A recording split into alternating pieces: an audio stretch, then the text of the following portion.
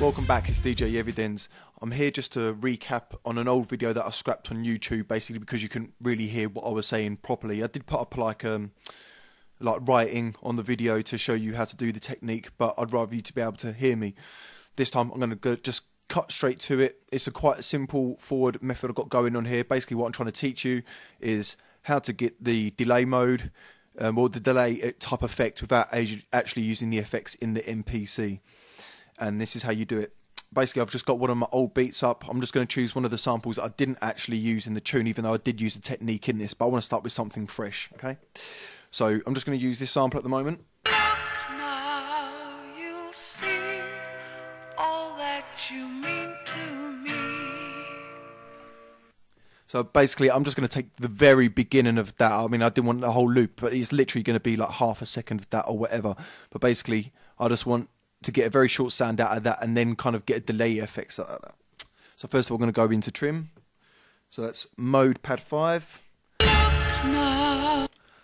And then I'm just going to look probably for the word look out of that, because she says look now. So I'm going to shorten that right down. Right, now, when I'm doing the chopping for this effect, I want to get like a nice loop sound. That means no interruptions from the beginning or the end. Sometimes you might get a little snippet sound. So when you do this, I don't know, sometimes you try and cut from just after the beginning of the sample, like the kick, where the kick would land, and then just before the snare, so you don't get any snipping going on, but that's up to you. See, he's got a tiny bit of clipping on that one. So I'm going to have to bring that back.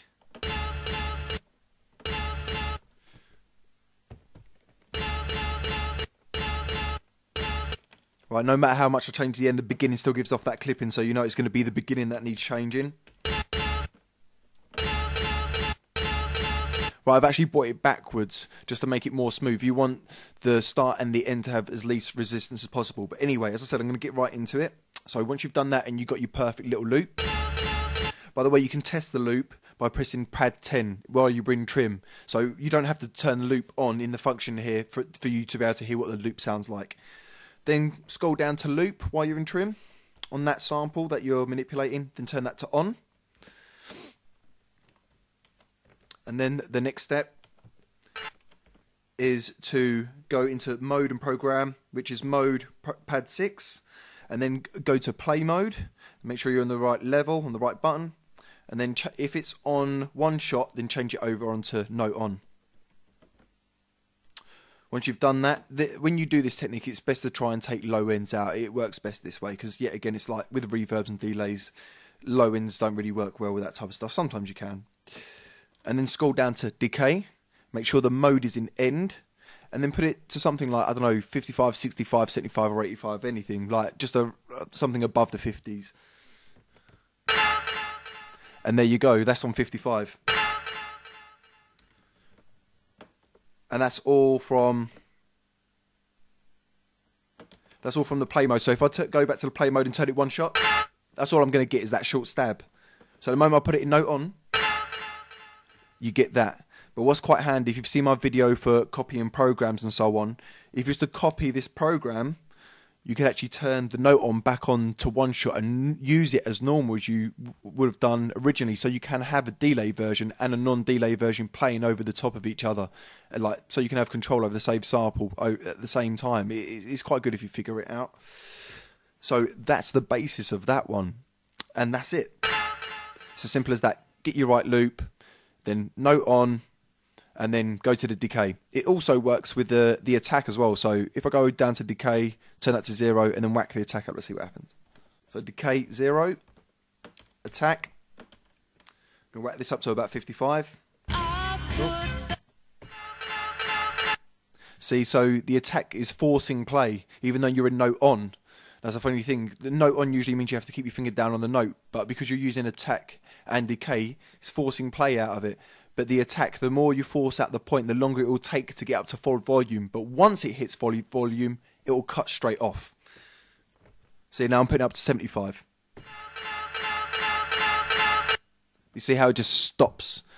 Obviously, you combine the attack and the decay. Obviously, it will stretch out for quite a long time. So it won't come in for quite a while, but it won't leak off for a while at the same time.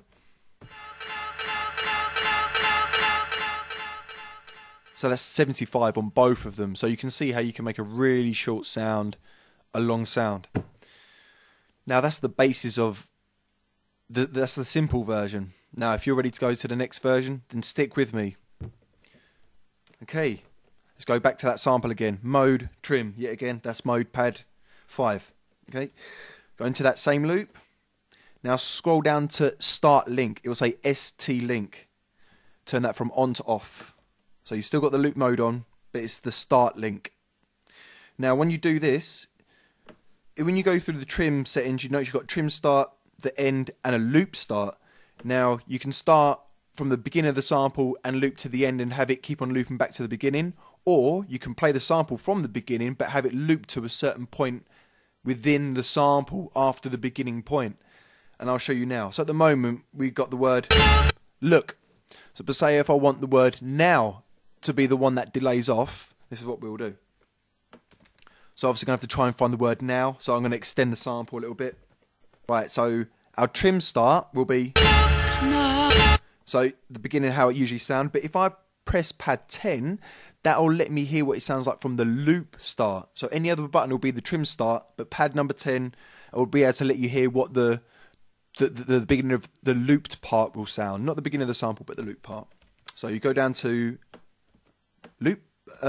loop start.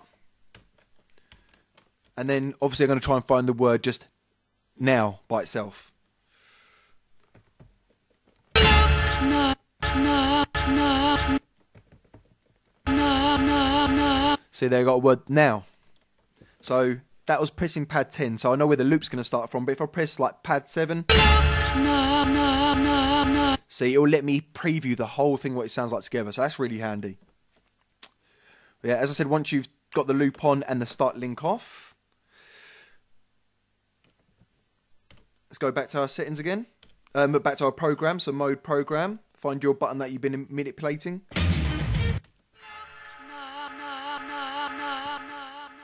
See? So it just, yeah, it kind of projects that in the program, however you put the settings for the attack and the decay. If you remember, so I've got the decay on 75, attack on 75. Let's bring the attack back down to 0. See, like, it affects it in different ways. But you get the gist. See, like, you can tell the word now starts fading off a bit quick, so I'd probably up the decay. See, that's the thing. The longer or shorter the sample, it will change the function of the attack and the decay. But that's the main technique, really. It's just simply go to the sample, loop whatever part you want, back into the program, note on, put the decay on. Simple, easy. Hope you enjoy. Take care. DJ Evidence. Peace out.